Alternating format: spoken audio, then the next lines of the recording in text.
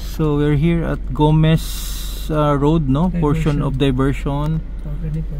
So facing area, ang marker na to is kuan siya, no? Sa curve, pagkatapos planted with mango ba na siya? Mangoes? Oo, mango. No? Mangoes na siya, oh. Naapot tong kuan. Okay. So kuan lang siya, just few minutes after katong Siargao, no? Murag 3 minutes lang driving, no? Just pa. Atong balikan tong usa kay naitako ko dito. Sige. So we're currently along Gomez Road, no? Gomez Road siya, part of Diversion Road. Diversion. So this is yung identified na. Cannibal Turns.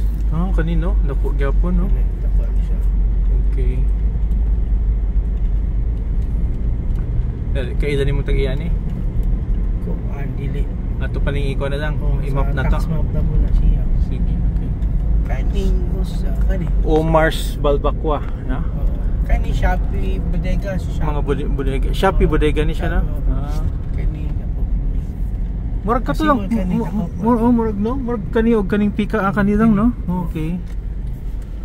5 hectares eh. Ang kuan, ang sama pa, oh. Possible ka to. Oo. Kaya nakita ni Junil eh, murag nagatbangay. So kani siya laundry service, laundry service marker na to. Kani mo nakita bangay digay. Mo ba ni? Posible pud, no?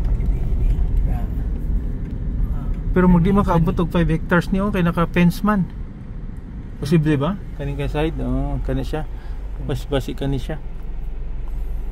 Pwede nakaabot og 5 ba? Mga 2 kapin na ni. Ano yung mga 2 po ito ganyan? Apila natin sa tax map. Rosy Racing. Rosy Racing. Then, kanay katulo ato. Okay, next. So this is Gomez cluster, no?